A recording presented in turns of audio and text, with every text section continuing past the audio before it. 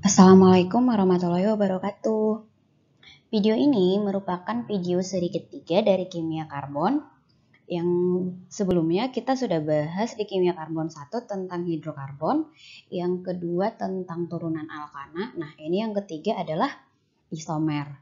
Jadi, di pertemuan sebelumnya kakak kan sudah mengenalkan hidrokarbon itu dan penamaannya, juga turunannya dan penamaannya. Lalu sekarang kita membahas tentang isomer. Apa sih itu Kak isomer?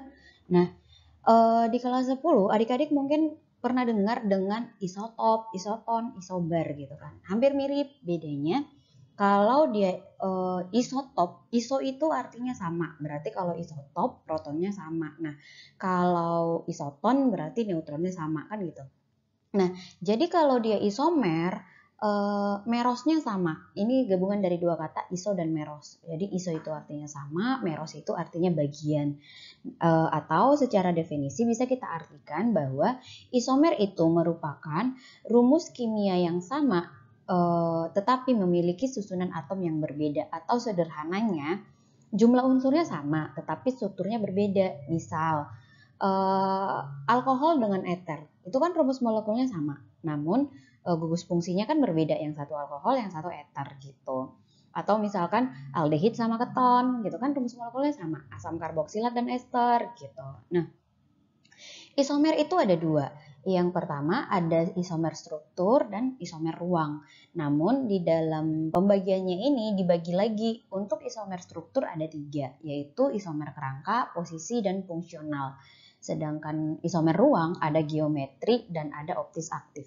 Nah, kita bahas satu-satu ya, mulai dari isomer struktur dulu. Yang pertama itu adalah isomer kerangka. Apa sih itu Kak isomer kerangka? Isomer kerangka merupakan rumus molekul dan gugus fungsi yang sama. Namun kerangka atau rantai karbon utama berbeda. Kalau kakak sering menyingkatnya dengan rantai lurus menjadi bercabang gitu. Jadi di sini kalau misalnya dia alkena sesama alkena, kalau alkana sesama alkana gitu. Jadi nggak ada perbedaan kayak yang tadi alkohol dengan eter gitu. Gitu ya. Jadi perbedaannya hanya dari rantai lurus menjadi bercabang. Contoh, ini ada suatu alkana yaitu butana karena C-nya 4 dan lurus. Nah, yang C-nya 4 ini kita ubah menjadi salah satunya itu adalah alkil, berarti kan 2 metil propana. Nah, ini berarti berisomer kerangka karena dari lurus menjadi bercabang. Nah, kan tetap nih C-nya 4 hanya masih tetap 10 kan gitu. Itu artinya rumus molekul mereka sama-sama C4H10. Namun yang satu bentuknya butana, yang satu bentuknya 2 metil propana. Itu namanya isomer kerangka. Yang kedua, ada namanya isomer posisi. Isomer posisi dari namanya saja kita sudah bisa menentukan bahwa isomer posisi itu adalah hanya perbedaan posisi pada gugus. Atau secara definisinya, rumus molekul dan gugus fungsinya masih sama, namun posisi gugus pada kerangkanya berbeda. Contoh misalkan, masih di C4, namun di sini kita ambil alkohol. Di struktur pertama, ini OH-nya di nomor 1, sehingga namanya menjadi 1 butanol. Sedangkan di sini, ini OH-nya kita pindah ke C nomor 2, jadi namanya 2 butanol. Jadi dikatakan isomer posisi karena perbedaan letak OH-nya. Yang ini 1 butanol, yang ini 2 butanol. Jadi hanya perbedaannya. Contoh yang lain misalkan 2 butena dengan 1 butena, kan perbedaan rangkap duanya. Atau misal 1 pentena, 2 pentena, 3 pentena, kan perbedaan ikatan rangkapnya aja. Itu namanya isomer posisi. Yang berikutnya ada namanya isomer gugus fungsi, merupakan isomer yang bagian isomer ketiga dari struktur kan. Isomer gugus fungsi itu adalah senyawa-senyawa dengan rumus molekul sama namun gugus fungsinya berbeda. Nah, berarti di sini rumus molekul mereka sama tetapi marganya sudah berbeda nanti karena udah beda dia jenisnya, gugus fungsinya. Nah, kakak buat dalam bentuk tabel suatu senyawa dengan isomer gugus fungsinya. Senyawa alkena itu akan berisomer gugus fungsi dengan sikloalkana. Sedangkan alkuna berisomer guspung dengan alkadiena dan sikloalkena. Alkohol berisomer fungsi dengan eter, aldehid dengan keton, asam karboksilat dengan ester.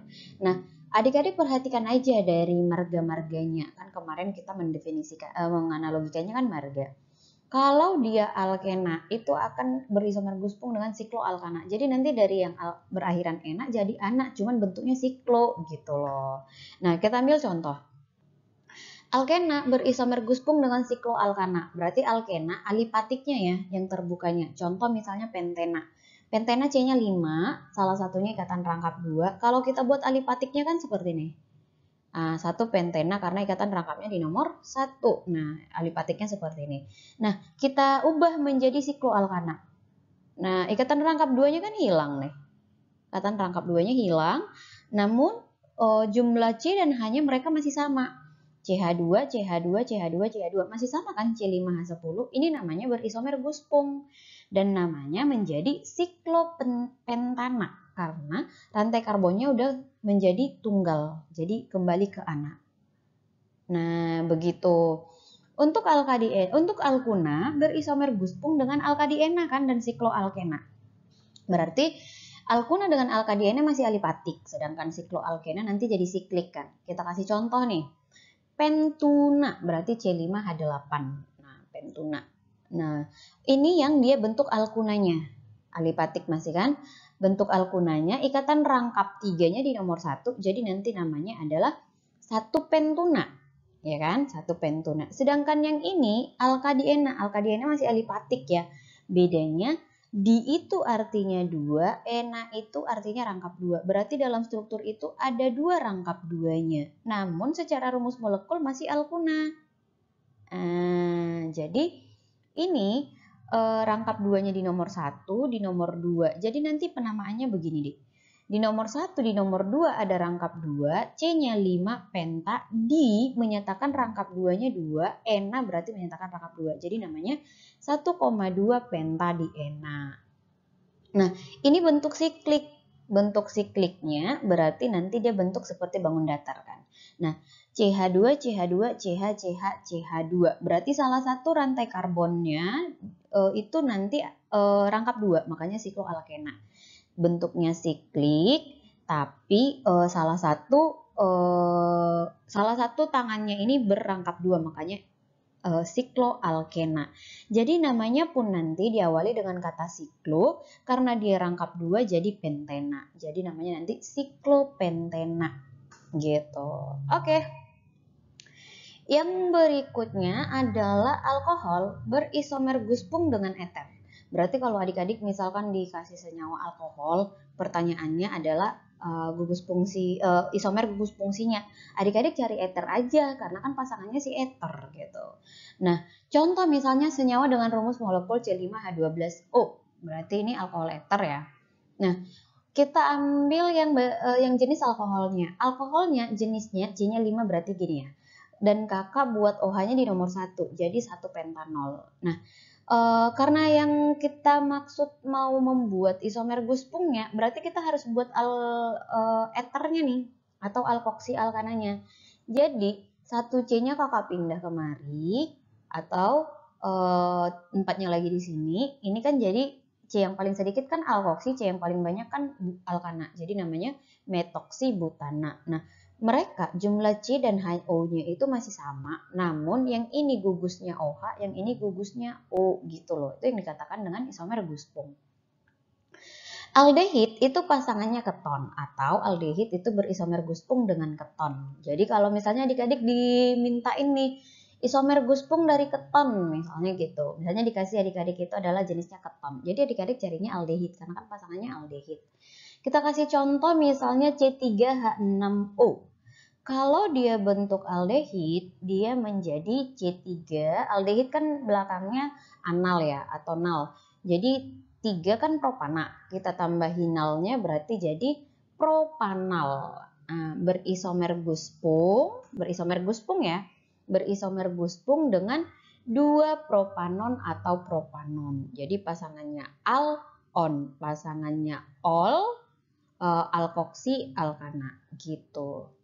Nah, Untuk asam karboksilat itu pasangannya ester atau berisomer Guspung dengan ester. Jadi yang satu nanti pakai kata asam, yang satu lagi tidak pakai kata asam kan gitu. Dan belakangnya sama-sama OAT-OAT kan ini asam alkanoat dengan alkil alkanoat gitu. Jadi dia mirip. Contoh misalkan C4H8O2. Kakak ambil yang bagian asam karboksilatnya karena gugus fungsinya COOH. Nah, ini C-nya 4 karena gugus fungsinya COOH kan berarti asam. 4 itu kan butana, jadi kita ganti akhirannya menjadi OAT, jadilah asam butanoat, kan gitu. Sedangkan ini bagian yang ester, di mana alkilnya ada 2, alkanoatnya juga ada 2. Jadi alkil 2 itu etil, alkanoat 2 itu etanoat. Jadi dia nanti etil etanoat. Nah, asam butanoat berisomer Guspung dengan etil etanoat kan gitu.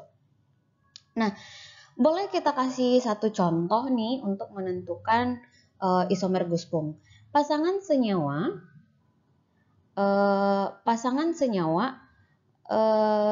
yang berisomer di bawah ini yang merupakan isomer gugus fungsional gitu. Nah, berarti yang pertama kali adik-adik perhatikan pasangannya dulu, baru nanti jumlah C-nya. Yang A-nya, metil etanoat dengan propanal. Udah pasti salah. Metil etanoat kan alkil alkanoat. Kan pasangannya asam karboksilat atau asam alkanoat. Ini udah pasti salah, nggak mungkin berisomer Guspung. Etil metil eter. Pasangannya eter kan alkohol, ini belakangnya on, itu udah nggak mungkin di.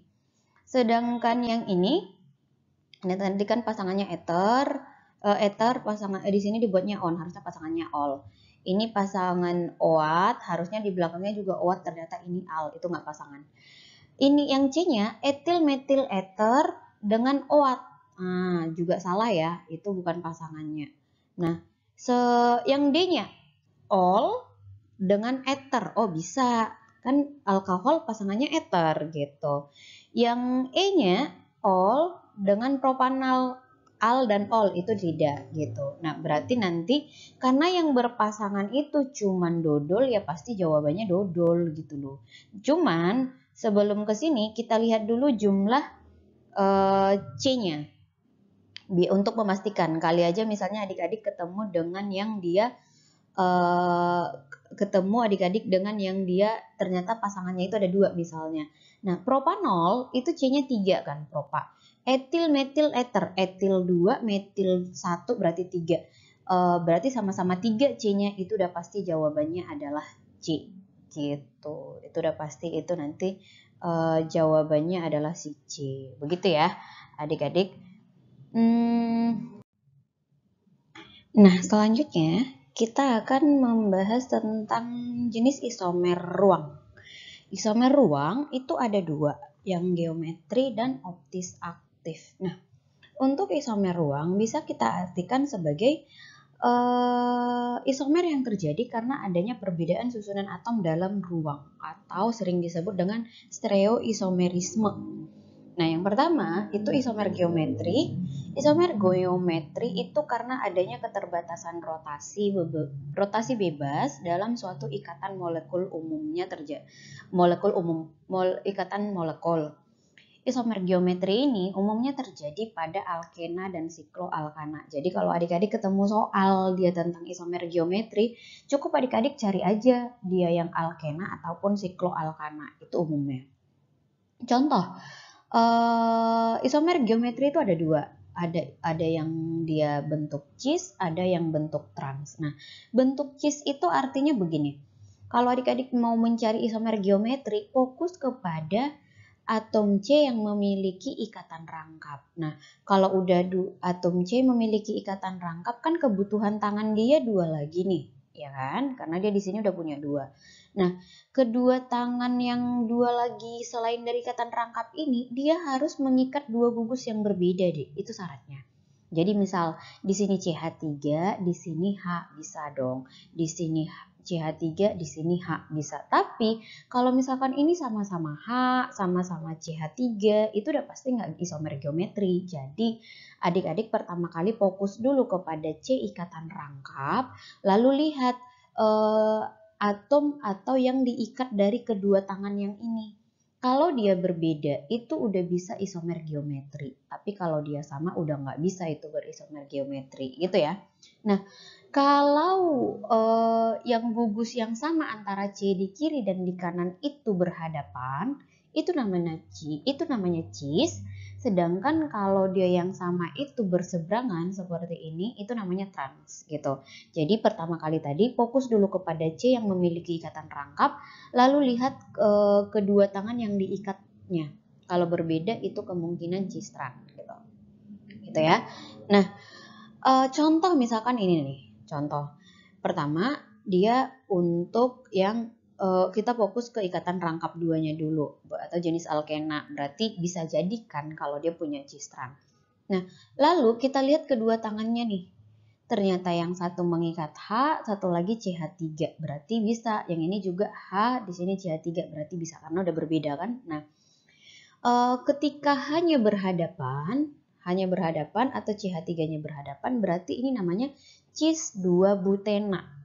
Kenapa 2? Karena ikatan rangkapnya di nomor 2. Kita anggap ini nomor 1, ini nomor 2, ini nomor 3, ini nomor 4 kan. Berarti kita dahului dengan kata cis yang artinya gugus ininya berhadapan, CH3 dan H-nya. 2 butena, 2 letak rangkapnya, butenanya karena dia C-nya ada 4. Nah, jika hanya berseberangan atau yang ini untuk si heksena kita ambil yang bagian etilnya berseberangan. Ini etil ya, atau C2H5 ini kan. C2H5 heksena karena C-nya 6, 2, 2, 2, 6 kan. Nah, jadi namanya trans. Berarti trans 2 heksena. Maaf ya, ini bukan 2 heksena, harusnya 3 heksena. Maaf. Ini trans 3 heksena. Nah, kalau dia bentuk siklik, contohnya ini nih. Siklik berarti ini ada rantai tertutup, namun di luar dia punya alkil. Nah, di luar dia punya alkil.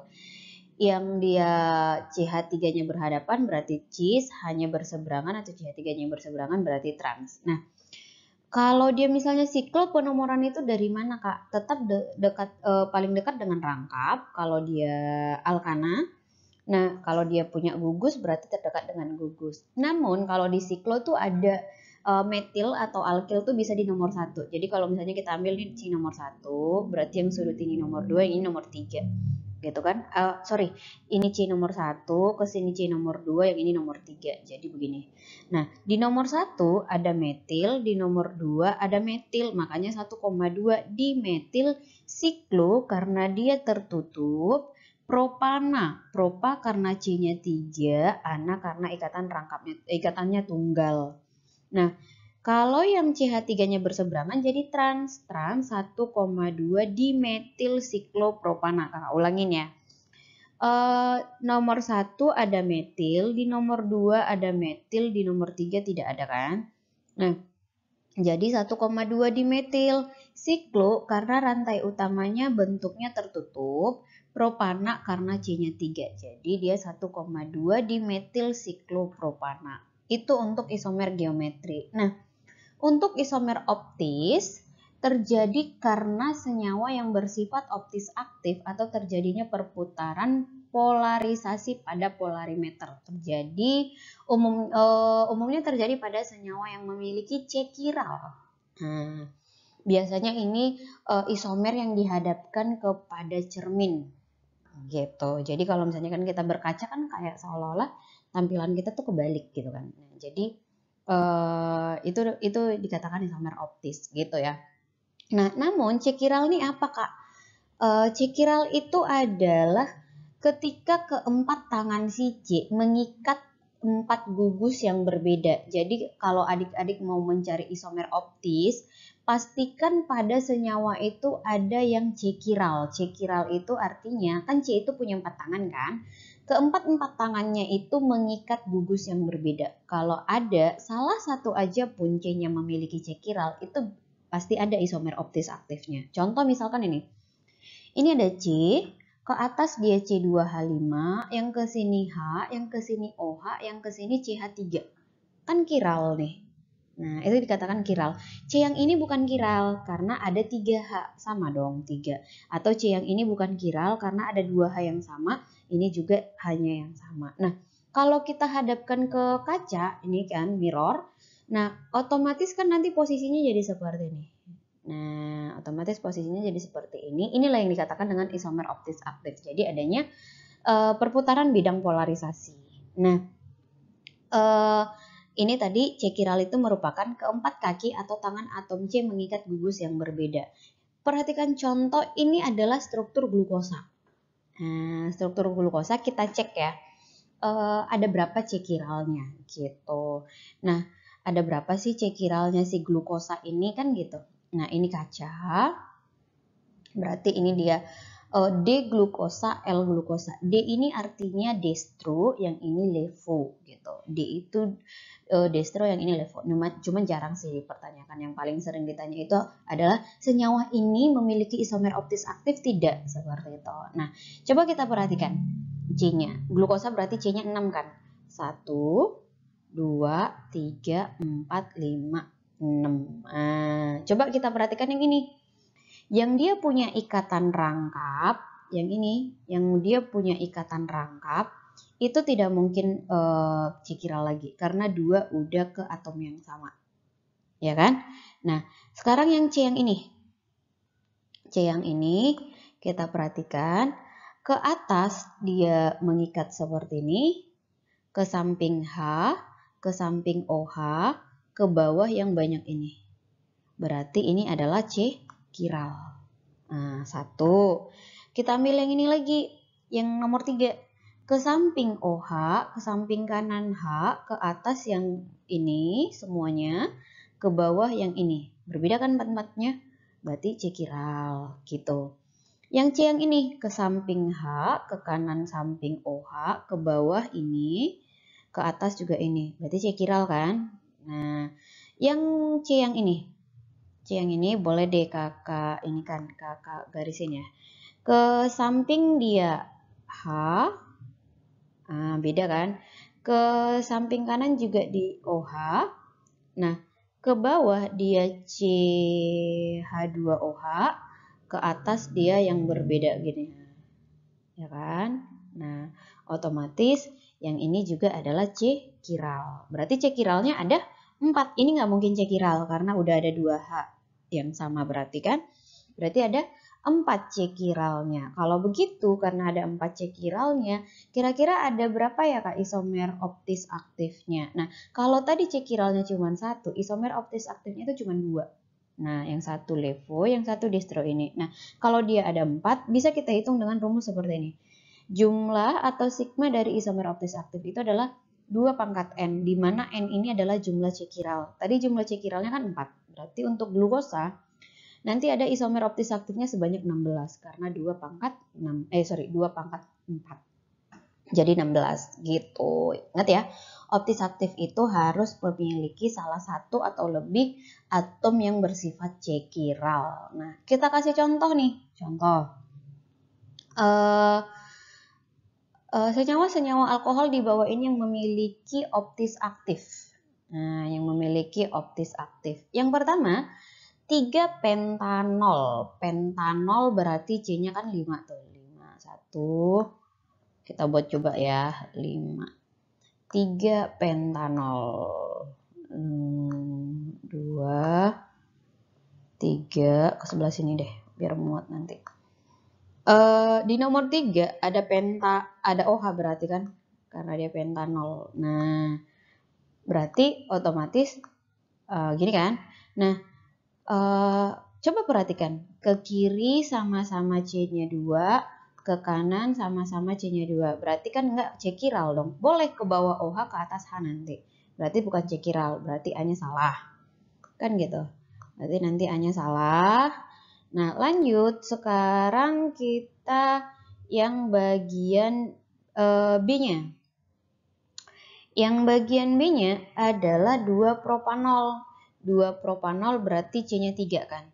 C-nya 3, kita buat C-nya 3 nih. Ini juga nggak mungkin punya C kiral nih, karena dia sebelah-sebelahnya metil. Di nomor ini ada OH-nya, Nah, coba adik-adik perhatikan, ini di sebelah kiri kanan itu kan ada C-nya 1, berarti kan sama-sama metil. Ini juga bukan C chiral, A-nya salah, A-nya salah, B-nya juga salah, karena bukan C chiral, kiri kanan dia ada CH3-nya. Yang C-nya 2 metil 2 propanol. Ini lagi kita tambahin di sini ke atasnya. Nah, ini kan tadi 2 propanol kan. Nah, kita tambahin lagi di sini 1 C-nya. Nah, ini sama-sama CH3 kan? Nah, otomatis salah. Nah, berarti kandidat jawabannya antara D dengan E. 2 metil 2 butanol. 2 metil 2 butanol ini juga salah karena ada salah satunya nanti dia adalah metil. Coba kita kasih contoh, kita coret-coret. 2 metil 2 butanol. Butanol itu C-nya 4. Ya kan? 2 butanol C-nya 4. Di nomor 2 ada OH karena butanol kan. Di nomor 2 ada OH. Di nomor 2 itu juga ada metil. Nah, yang membuat ini salah sama dua tangan si C yang ini ada metil 2. Ini kan metil. Ini metil, yang ke atas ini metil kan. Nah, yang ke samping juga metil, berarti ini enggak C chiral. Yang ini loh, yang ini metil, yang ini juga metil, berarti bukan C chiral. Ya udah, jawabannya berarti nanti adalah si E gitu. Berarti nanti bisa kita tentukan, boleh kita gambar ya. Kita gambar dulu, berarti nanti jawabannya si E. Kita lihat C chiralnya. 2 butanol, berarti buta itu 4. Sepakat ya, 4, 2 butanol. Kita buatnya warna merah deh, biar kelihatan. 2 butanol, berarti nanti kita buat tuh C-nya 4. Kita garis dulu, pisahin. C-nya 4, 2, 3, 4. Nah, di sini ada OH karena dia butanol, 2 butanol. Nah, ini kan kaki si H-nya kurang nih. Satu lagi, berarti nanti ke atas ada H. Nah, berarti kan beda 4-4-nya. Nah, coba kita perhatikan. Yang ke sini CH3, yang ke bawah OH, yang ke atas H, yang ke samping C2H5. Nah, jadi C chiral deh. Jadi jawabannya E. Selanjutnya, karena isomernya sudah, kita sekarang coba bahas soal ya. Kita bahas soal. Yang pertama, kita cek dulu pemahaman adik-adik tentang tata nama. Nama senyawa dengan rumus berikut. Nah, seperti biasa kalau adik-adik mengerjakan soal tata nama, pasti lihat dulu gugus fungsinya, biar nanti adik-adik tahu belakangnya atau marganya.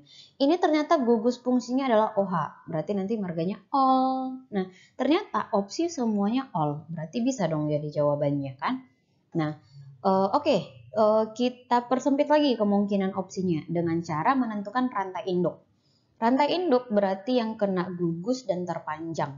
Coba kita kita hitung nih.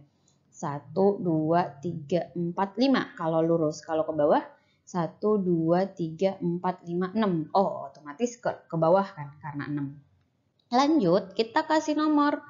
Kita kasih nomor yang terdekat dengan gugus. Nah, kita kasih nomor yang terdekat dengan gugus, berarti kalau dari bawah 1, 2, 3, 4, karena tadi nomor 4, kalau dari kiri 1, 2, 3. Oh, berarti yang pas nomor 1 di sini, nomor 2, ini nomor 3, gugusnya berarti nomor 3 kan?